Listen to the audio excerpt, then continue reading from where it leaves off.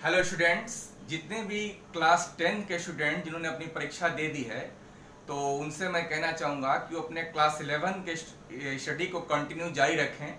और जैसा कि भी लॉकडाउन चल रहा है, वो हम चैप्टर वाइज चैप्टर मैथमेटिक्स का क्लियर करते जाएं, पढ़ते जाएं। तो उसी के अकॉर्डिंग जो सीबीएसई क्लास 11 का फर्स्ट चैप्टर है सेट्स थ्योरी, उसके बारे में मैं आज डिस्कस करने जा रहा हूँ। और कोशिश आप करिए कि उसको बढ़िया से सिस्टमेटिक समझिए। कोई भी प्रॉब्लम हो उसको मेरे कमेंट सेक्शन में आप पूछ सकते हैं, और एज अ कोचिंग उसको समझिए कि मैं कोचिंग पढ़ रहा हूँ, इस तरीके से उसको आप सिस्टमेटिक समझिए और पढ़िए। ओके स्टूडेंट, स्टार्ट करते हैं। सेट्स। तो सेट्स क्या है, सबसे पहले मैं ये समझना चाहूंगा कि सेट्स क्या है। A collection of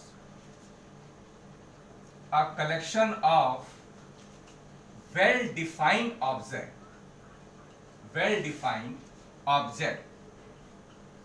objects is called sets. Very important thing. A collection of well-defined object is called sets. यहाँ पर स्टूडेंट सबसे इंपॉर्टेंट बात हमको जो फोकस करना है, well-defined is called sets.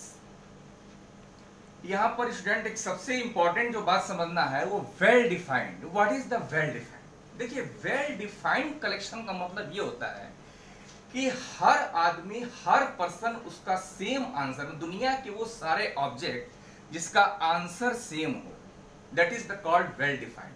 अब सेम आंसर का मतलब क्या हुआ? जैसे मैं आपसे पूछूं कि number of states in India, is sure है इंडिया में कितने स्टेट्स हैं? मैं किसी से भी पूछूंगा, आपसे पूछूंगा, थर्ड पर्सन से पूछूंगा, वो एक ही आंसर देगा कि सर इतने स्टेट्स हैं। Name the all states of India. Clear बात है, स्टेट्स के जो नाम है वो भी हर आदमी सेम देगा। मतलब वो चीजें जो मैं बोल सकता हूं कि जिसका कि आंसर हर जगह सेम मिले, that is the called well defined. Okay, तो सेट्स इसी को बोलते हैं जो पूरी तरह वेल डिफाइंड हो। अब मैं आपसे बात करूं कि all the clever students of any class, किसी क्लास के सबसे क्लेवर चतुर विद्यार्थी या बेस्ट विद्यार्थी की बात करें, अच्छे स्टूडेंट की बात करें, तो it is not well defined. ये वेल डिफाइंड नहीं है, इसका आंसर सब लोग सेम नहीं देंगे। हो सकता है, मे बी पॉसिबल, कि मेरे नजरों में ये दो स्टूडेंट्स क्लेवर हैं, तेज हैं, मेरी नजरों में वो दो स्टूडेंट बेस्ट हैं, अच्छे हैं, लेकिन सबकी नजरों में वो मे और मे नॉट बी वाली बात आ जाती है कि सब किसी के नजरों में वो अच्छे स्टूडेंट हो सकते हैं और किसी की नजरों में वो अच्छे स्टूडेंट हो सकते हैं। तो this is not well defined. Okay, तो मेरे हिसाब से स्टूडेंट ये समझ गए होंगे कि what is the well defined. तो यही मैंने बोला, collection of well defined object is called set. Example में लिखूं, ऑल स्टेट्स, इंडिया के सारे स्टेट्स, ये वेल डिफाइंड है। ओके, ऑल नेचुरल नंबर्स, ये भी स्टूडेंट्स क्लियर है कि नेचुरल नंबर कौन कौन से होते हैं, सभी को पता है। तो ये सब क्या है, वेल डिफाइंड है, तो इसको हम सेट्स बोल सकते हैं। Okay, these are sets. But now symbols, SYMBOLS, symbols.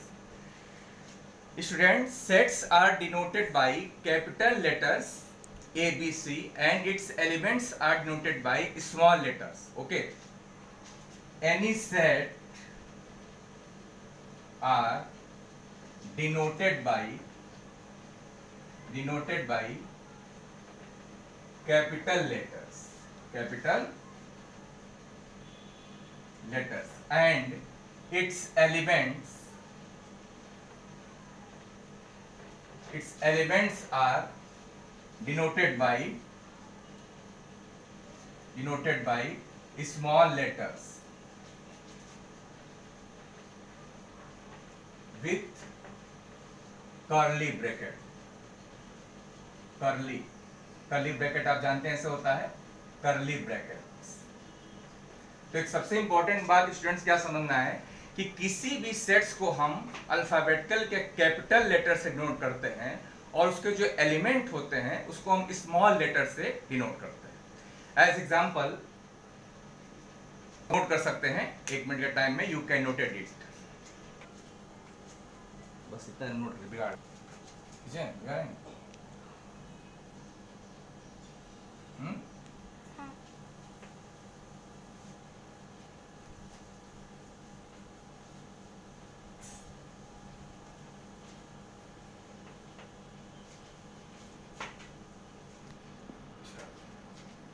For example,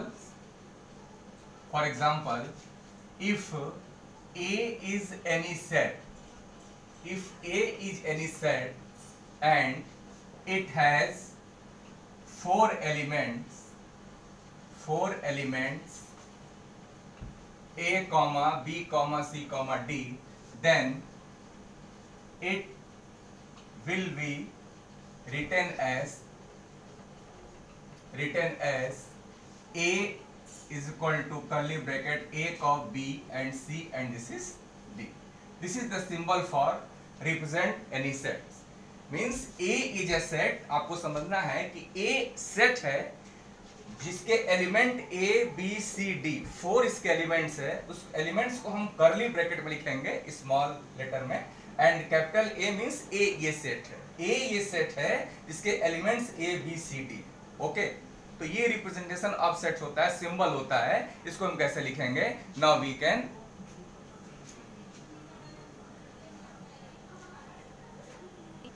अब स्टूडेंट हमको सेट के बारे में कुछ इंपॉर्टेंट फैक्ट समझना है, तो हेडिंग है सम इंपॉर्टेंट फैक्ट। सम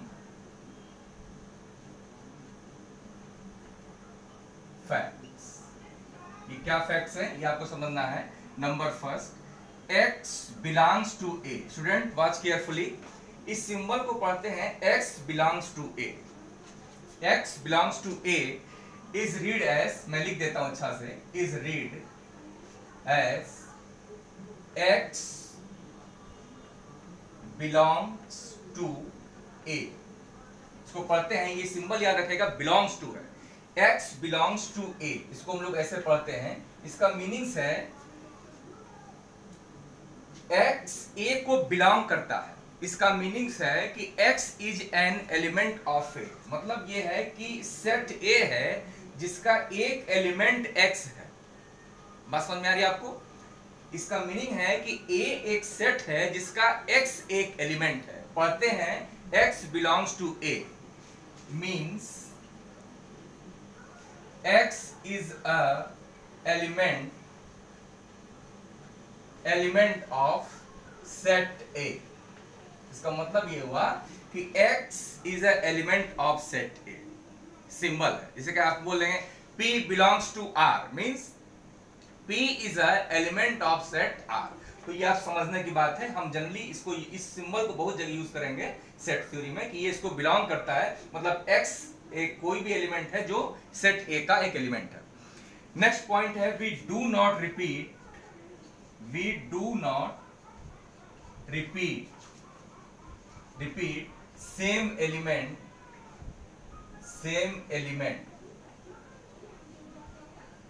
इसका मतलब स्टूडेंट क्या हुआ कि कभी भी सेट में हम एक ही एलिमेंट को बार बार रिपीट नहीं करते हैं। ये समझना है आपको। एग्जांपल जैसे समझना मतलब ये है, सपोज करिए A एक सेट है जो कि रिटर्न है 1 2 1 3 2 4 5। तो इसका मीनिंग ये है कि कोई पूछे कि सेट में कितने एलिमेंट है, तो इसका ये मतलब नहीं कि वो 1 2 आप बोलेंगे 1 2 3 4 5 6 7। इसमें 7 एलिमेंट नहीं है। जो भी एलिमेंट 2 बार आया है उसको मैं एक ही बार लिखूंगा, उसको सेट में रिपीट नहीं किया जाता है। मींस 1 को मैं लिखूंगा वंस टाइम, और 2 को भी लिखूंगा वंस टाइम, और 3 4 5 है ही। तो you can write it A is equal to 1, 2, 3, 4, 5 means it has 5 elements, not 7 element। Okay, किसी भी एलिमेंट को जो कई बार अगर लिखा है तो हम वन टाइम लिखते हैं, रिपीट नहीं करते हैं। ये मेरे इंपॉर्टेंट फैक्ट्स हैं। Okay, note down it. Yes student, now watch carefully. Sets में हम नंबर्स को इन सिंबल्स में शो करते हैं, तो आप इसको नोट कर सकते हैं क्या क्या सिंबल होते हैं। मैंने लिखा है यहाँ पर नेचुरल नंबर्स को, या पॉजिटिव इंटीजर भी इसको बोलते हैं। तो हम जनरली सेट में उसको n और z प्लस से शो करते हैं। किसी किसी बुक में n से शो किया गया है और कहीं कहीं आप z प्लस में शो कर सकते हैं। इंटीजर्स को वी कैन से i और z, इंटीजर्स को या तो i से रिप्रेजेंट करते हैं या z से, रेशनल नंबर्स को q से शो करते हैं, रियल नंबर्स को capital R and positive real numbers R plus, complex numbers को C से शो करते हैं एंड पॉजिटिव रेशनल नंबर्स को Q प्लस में। तो ये हमारे सिंबल हैं जो कि सेट्स में हर जगह काम आएंगे, तो इसको आप नोट कर सकते हैं। Okay, yes student, now next topic, representation of sets.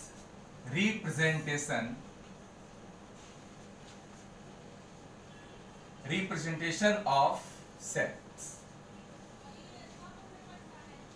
अब मैं आपको ये बताने जा रहा हूं कि सेट्स को रिप्रेजेंट करने का क्या टाइप है। तो देखो स्टूडेंट, यहां पर हम 2 टाइप से सेट्स को रिप्रेजेंट करते हैं। जो मेरा फर्स्ट टाइप है टेबुलर फॉर्म या उसको रोस्टर फॉर्म भी बोलते हैं, एंड सेकेंड जो मेरा टाइप है सेट बिल्डर फॉर्म। ओके, तो फर्स्ट या मैं इस टाइप से अगर आपको शो कर दूं एरो लगाकर, टेबुलर फॉर्म, याद रखना इसको रोस्टर फॉर्म भी बोलते हैं, रोस्टर फॉर्म, और सेकंड हमारा है सेट बिल्डर फॉर्म। सेट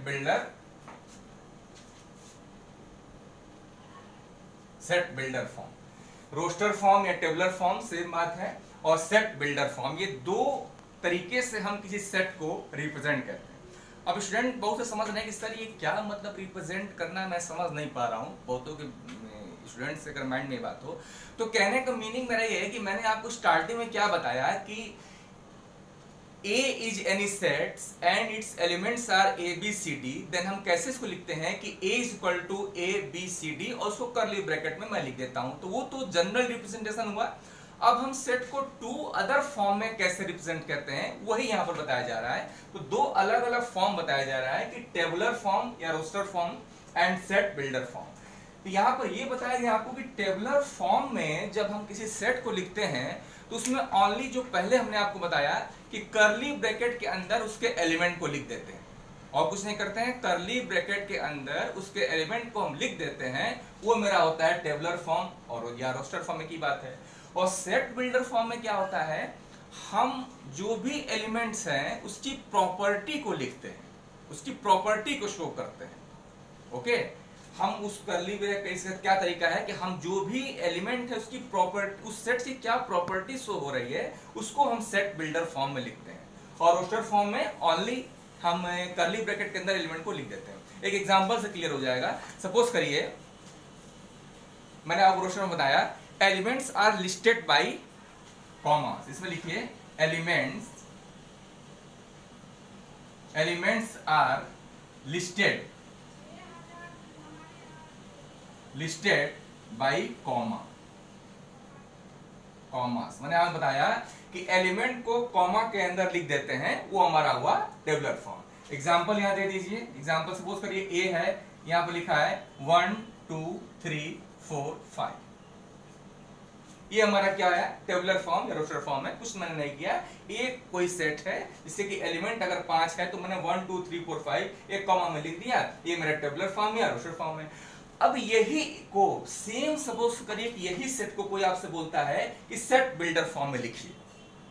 मैं क्या क्वेश्चन कर रहा हूं, यही सेट को अगर आपको सेट बिल्डर फॉर्म में लिखना है तो इसका तरीका क्या होता है, right the property of elements. तो यहां पर क्या लिखते हैं कि right WRIT, right the property of elements, माने उस एलिमेंट्स की क्या प्रॉपर्टी है उसको लिख दीजिए।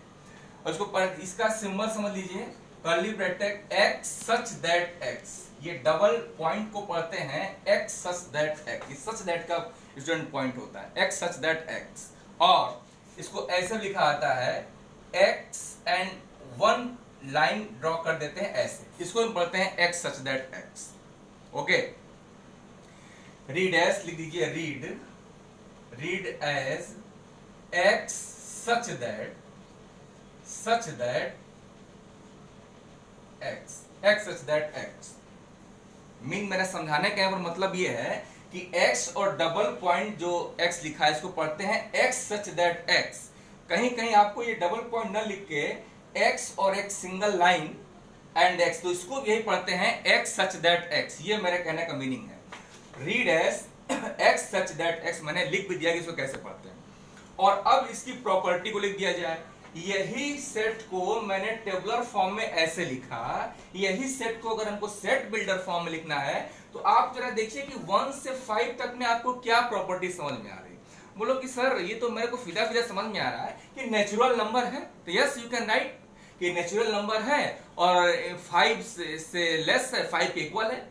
Natural number less than equal to 5, यही मेरी प्रॉपर्टी हो गई। तो आप इसको कैसे लिख देंगे, अगर सेट बिल्डर फॉर्म में इसको लिखेंगे तो कैसे लिखेंगे आप कि A, ओके मेरे स्टूडेंट मेरी बात आप समझ रहे हैं, इसको हम लिखेंगे कैसे, इसी को प्रॉपर्टी लिख देंगे A and curly bracket x such that x natural number less than equal to 5, x such that x natural numbers less than equal to 5, माने x जो है ये लेस देन और इक्वल टू 5 के अंदर है, नेचुरल नंबर है 1 से 5 तक, 5 तक जो कि आपका लेस देन और इक्वल टू 5 है। ये हमारा होता है सेट बिल्डर फॉर्म। तो very easy, set builder form और रोस्टर फॉर्म में ऐसा नहीं कोई बहुत बड़ी चीज आपको समझना है। इसमें आपको कॉमा लगा के शो कर देना है और इसमें आपको सेट बिल्डर फॉर्म में लिखना है। तो जो आपको प्रॉपर्टी शो हो रही है लिख दीजिए। सपोज करिए, अच्छा यहां पर होता है, यहां अगर लिखा होता है 2 4 6 8 10 12 एंड डॉट डॉट डॉट 20, तो इसको सेट बिल्डर फॉर्म में कैसे लिखेंगे।